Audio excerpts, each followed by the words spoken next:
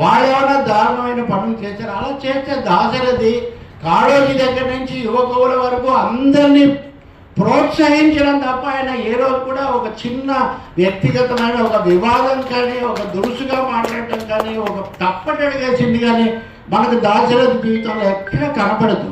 చాలామంది అనుకున్నారు ఇందిరాగాంధీ అప్పుడు ఆయన అది అనుకుని ఉండొచ్చు, లేదు అక్కడ ఆస్థాన పదవి కదా, ఇదేమో పార్టీ కాదు కదా అని ఆయన అనుకుని ఉండొచ్చు. So we have to view things in a historical perspective.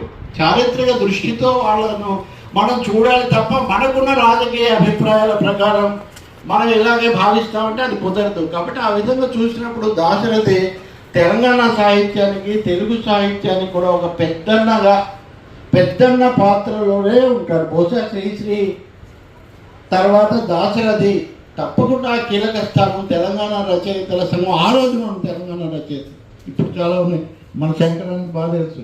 దానికి నాయకుడుగా ఆయన ముఖ్యమైన పాత్ర.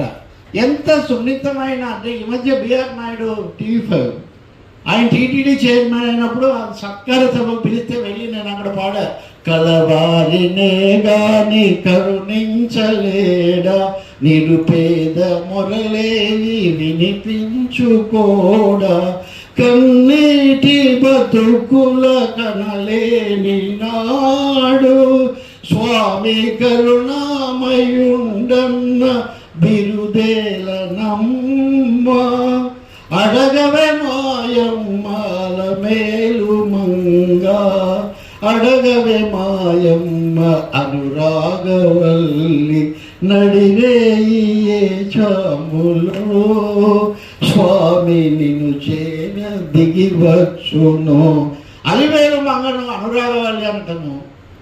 రెండోది నువ్వు అడగమ్మా మీ ఆయన అడుగు, ఎంతసేపటి కలవాడని కానీ కరుణించలేడా, నిరుపేద మొరలేవి వినిపించుకోడా, అలవేల మంగ అడుగుతుందో లేదా నాయుడు గారిని అడిగితే బాగుంటుందని చెప్పాను నేను వేదికల. సరే ఆయన అడుగుతున్నాడో మనం ఇప్పుడు చూస్తున్నాం అనుకోండి. ప్రతి పాట కూడా వలపుతో పెనవేయి పారిజాతమునై ఎద మీద నిదురించు అడియాస లేదు, మట్టిలో విరబోయు కన్నె కుసుమమునై నీ, అది సంథింగ్ లైక్ దట్. కరిగిపోనేవా కనరాని దేవుడే కనిపించినాడే. ఎంత సున్నితమైన భావజాలం ఉండే దాశరథి గారిది. ఇలాంటివి అన్నీ చాలా ఉన్నాయి. ఇంకా అన్నిటికంటే గొప్పది బహుశా నేను ఎప్పుడు కాస్త ఉన్నా వినేది, ఆవేశం కావాలి, ఆవేశం రావాలి, ఆవేదన కావాలి, గుండెలోని గాయాలు మండించే గేయాలు, వేదనలై శోధనలై రగలాలి విప్లవాలు.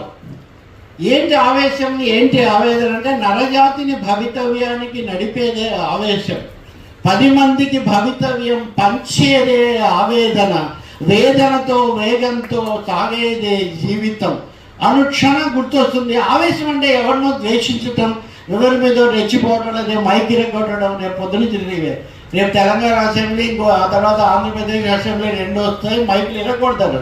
మైకులు ఇరగొడితే ఏం ఆవేశం అవుతుంది? ఇప్పుడు మా యూట్యూబ్ ఛానల్ ఇవన్నీ ఉన్నాయి కాబట్టి దానికి చాలా గొప్పగా వ్యూస్ కూడా వస్తాయి. కానీ అది కాదు ఆవేశం. నరజాతిని భవితవ్యానికి నడిపేదే ఆవేశం, 10 మందికి భవితవ్యం పంచేదే ఆవేదన, వేగంతో వేడిమితో సాగేదే జీవితం అని. అంటే తను అంత ప్రశాంతంగా అంత నిర్మలంగా ఉంటూ కూడా వేగంతో వేడిమితో ఆవేశంతో జీవితం నడవాలని చెప్పినటువంటి ఒక గొప్ప స్ఫూర్తిగా బహుశా ఆలోచిస్తారు దాశరథి గారు. చిరకాలం మనం గుర్తుంటారని చెప్పి ఆయన మీద ఇంకా చాలా పద్యం విషయంలో కూడా అంతే. పద్యానికి జన్మే కానీ పునర్జన్మ లేదని ఒక నిర్వచనం ఇచ్చారు. కానీ ఎవరైనా పద్యం మంచిది రాస్తారంటే మనం దాన్ని తప్పు పట్టాల్సిన అవసరం. ఆయన రాశారు, పద్యాలు రాశారు, గేయాలు రాశారు, చాలా రాశారు.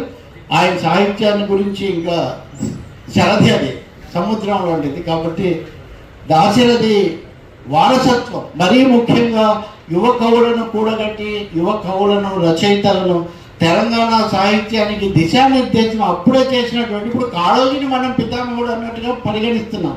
కాళోజీకి కావ్యాన్ని మొదట వచ్చేసిన ఆయన మనం ఏం చెప్తాం? నేను కేరళకు వెళ్ళినప్పుడు చాలామంది అక్కడ పుచ్చలపల్లి సుబ్రయ్య గారి గురించి చెప్పాడు. ఏమంటే కేరళలో నంబూదిరిపాల్ చాలా గొప్పవాడు, ఈ నంబూదిరిపాల్నే కమ్యూనిస్ట్ పార్టీలోకి తెచ్చిన పుచ్చలపల్లి సుబ్రయ్య ఇంకెంత గొప్పవాడు ఉంటాడు అని. ఈరోజు మనం తెలంగాణలో చూసుకుంటే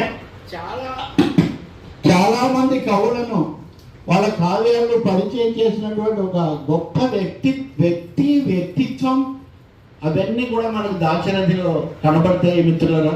ఇంకా చాలా మంది ఉన్నారు కాబట్టి. ఇంకా రెండవది ఆరుద్ర. నేను ఇందాక చెప్పినట్టు ఆరుద్ర దాశరథి కూడా చాలా సన్నిహితులు.